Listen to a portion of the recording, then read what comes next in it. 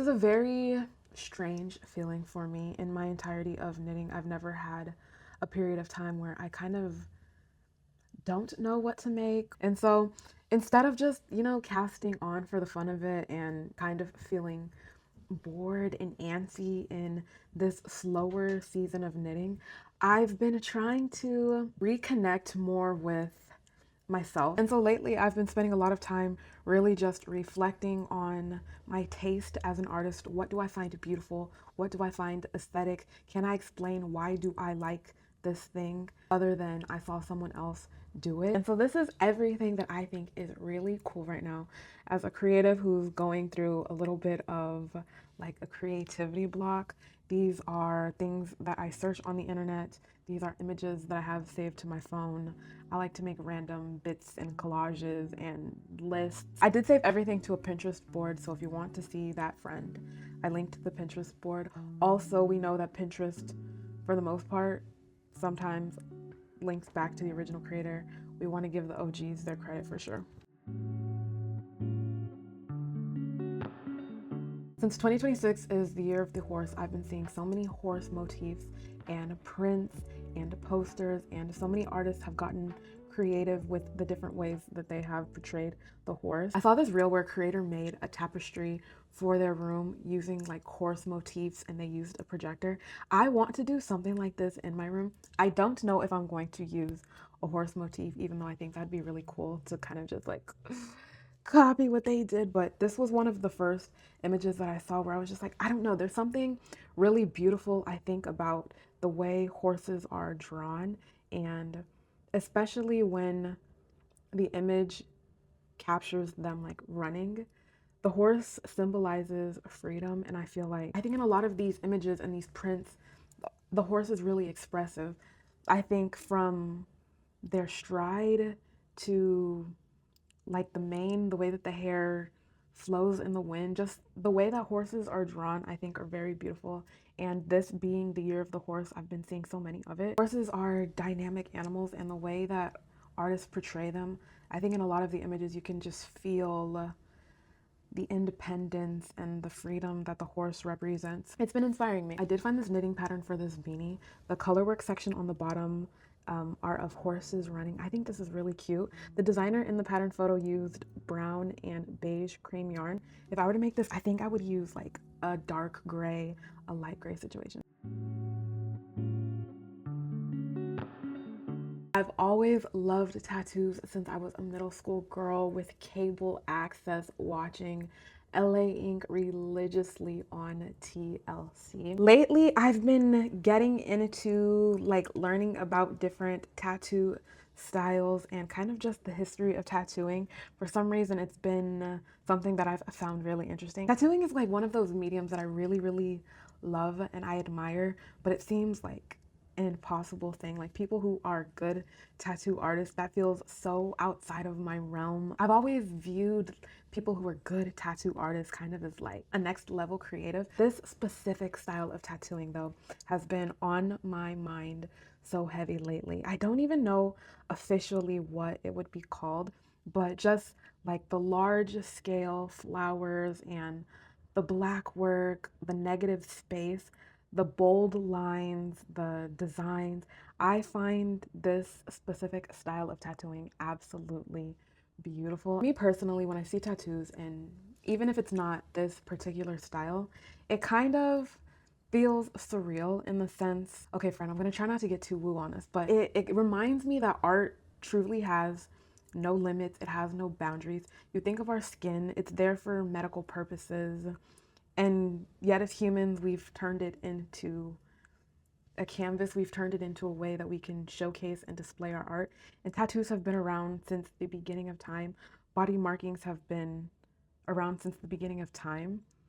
Using our skin as a way to express what's important to us, express what we find beautiful, as a way to collect art from people that we admire. When people say, like tattooing is a sacred practice, it's a spiritual practice, I truly believe that. You live in your skin 24/7. Your tattoo is going to live with you forever. I think there's something really, I don't know, like poetic about it. And so I've really been learning more about tattoos and the history of it and different styles, and I've been following a lot of artists online. I actually think maybe some type of tattoo inspired knit would be really cute. Nature and knitting and fashion and creating are literally besties and have been forever. I've really been loving just like the use of natural textures, natural materials. There's an artist who makes notebooks out of like, I don't even know what this is. Is this like a steel sheet? It looks like a hard piece of metal. First of all, this book is actually beautiful. When I saw it, I was like, wait, friend, who finna buy this for me? I love the contrast of the steel, the metal, and then the paper. And so I think using natural elements and kind of mixing and matching them, pairing paper and metal or metal and wood. If I had my own personal art studio, the vibe would be very like, the first word that comes to mind is industrial.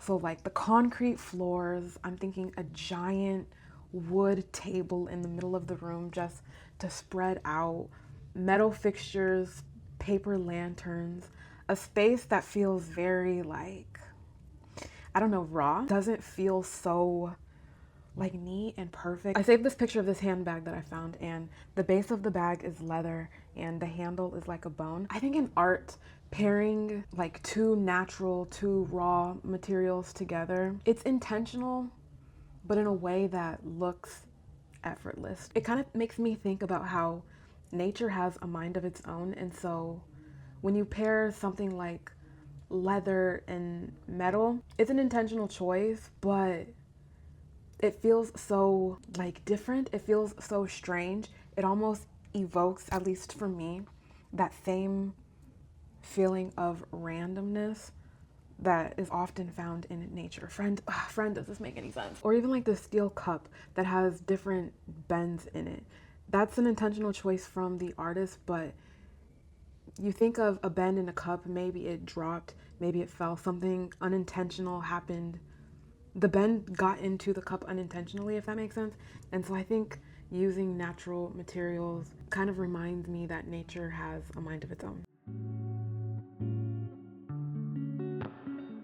I think one of life's greatest creative phenomena is the fact that certain scents can trigger our memories. There are some perfumes that I have, or like body mist, that I smell and immediately I can remember this specific time of my life and where I was working, who I was friends with, what was going on at that time. I think when you think about that deeper, that's really powerful. When I'm knitting or I'm creating, I do try to tap into my sense of smell. Right now, I have been loving gourmand scents. Vanilla, marshmallow, coffee, those are my scents right now. I never considered myself a gourmand girl before, but right now, especially coffee, that has been my scent. I recently got a coffee candle, and when I sit down to do my knitting or I sit down to make a video, I do like to light my candle and turn it into an additional sensory experience. Maybe not that I necessarily feel more creative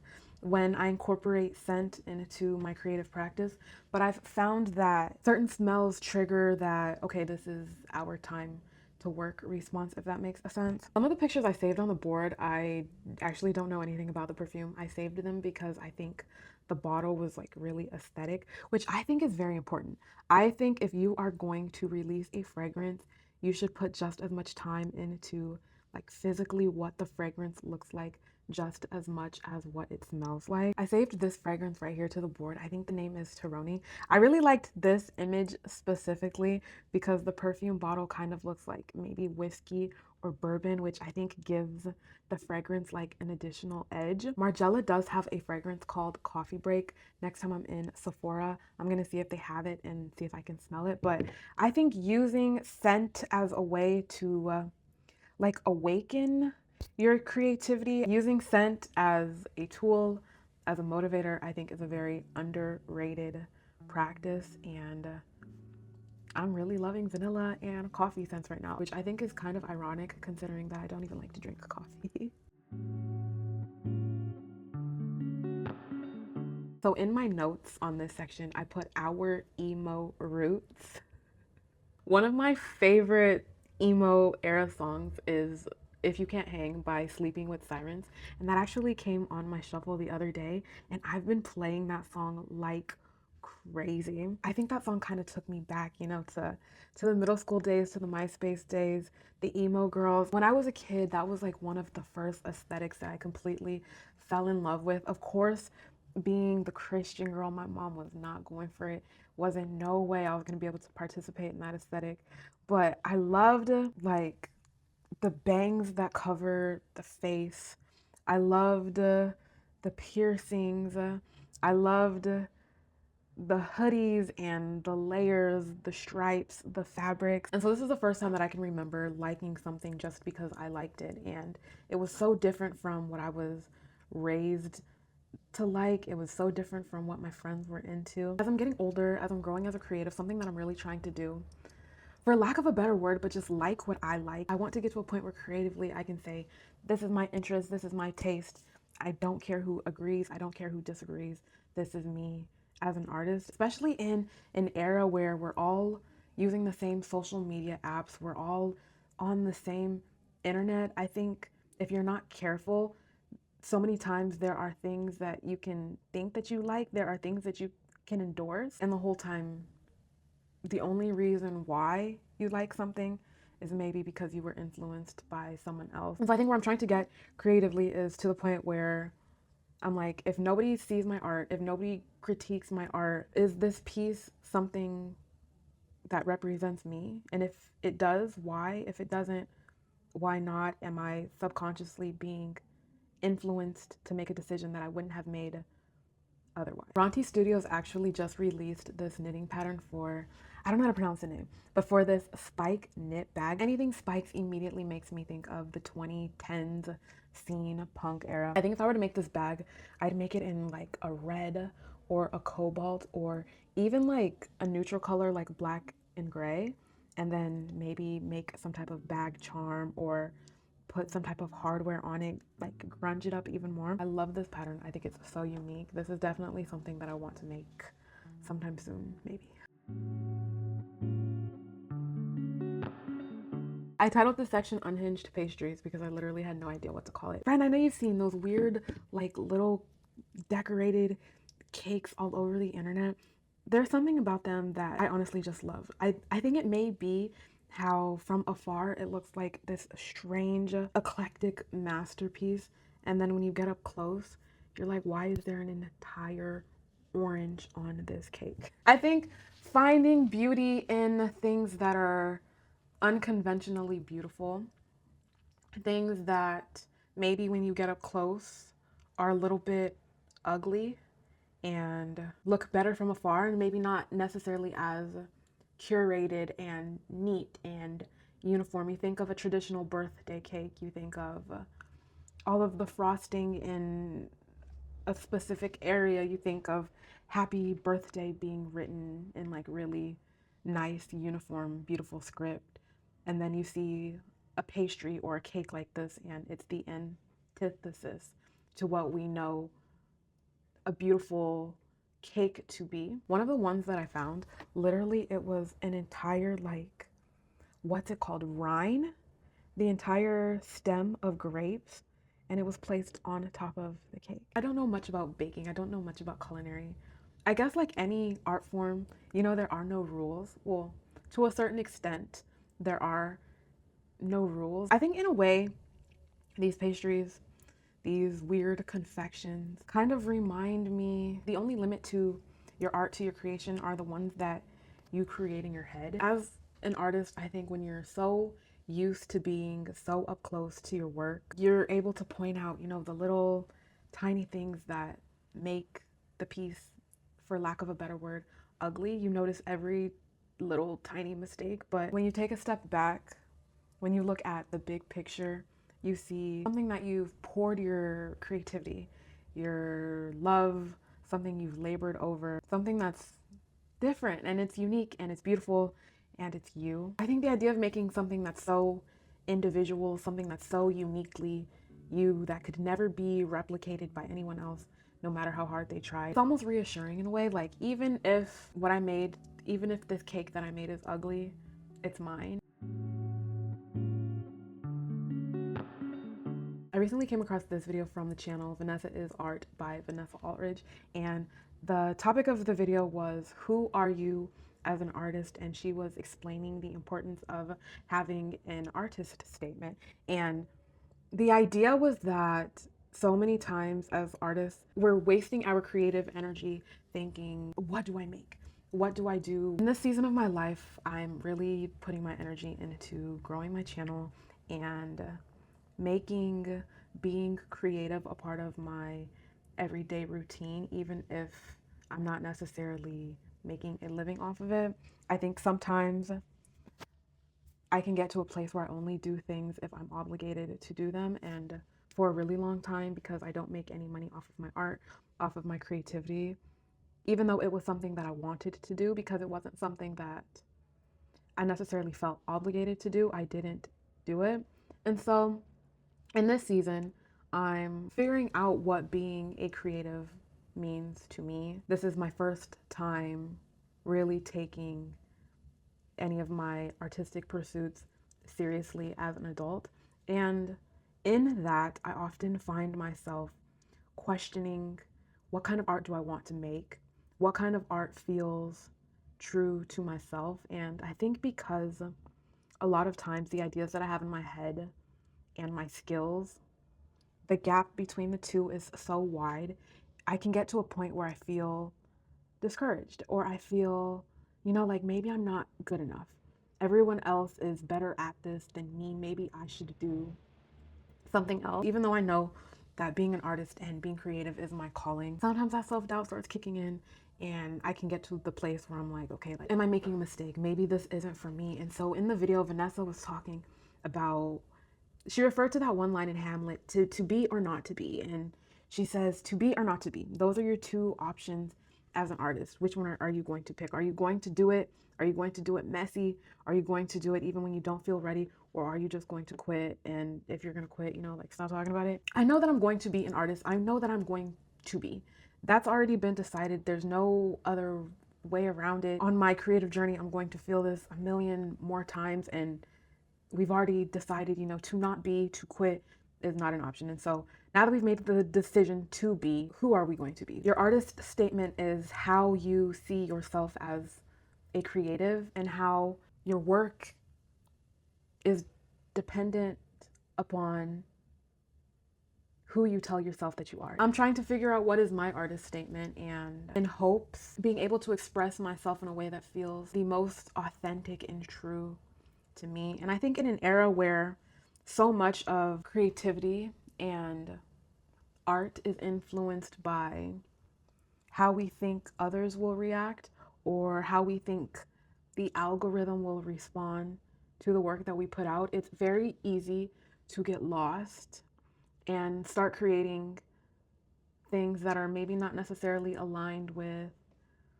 who you believe yourself to be as an artist. And really just having that stable and secure sense of, this is who I am creatively. This is how I want my audience to feel after encountering me, after encountering my work. That's the place that I'm trying to get to. I love watching lectures. I love long videos on YouTube.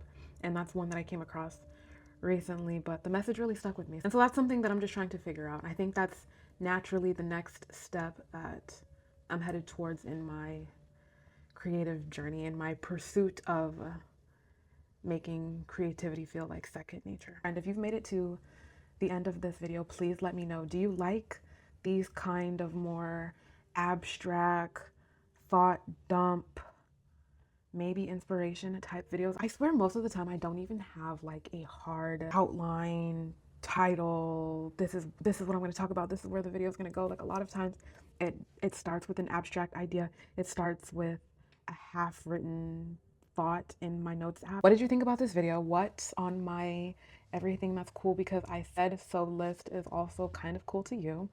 I had a lot of fun compiling these images and this inspiration, and I hope I was able to articulate my thoughts in a way that make them I guess, easy enough to understand. That's something that doing more like sit down and talk videos has helped me kind of like developed that skill of just being able to articulate myself better. That's really the point. I think I struggle a lot of being able to take the ideas that I have in my head and then being able to formulate cohesive sentences and ideas that, make what I'm thinking easy for other people to understand. So, anyways, I'm yapping, we ain't even talking about nothing. Friend, thank you so much for spending time with me, and I will see you in my next one. Bye.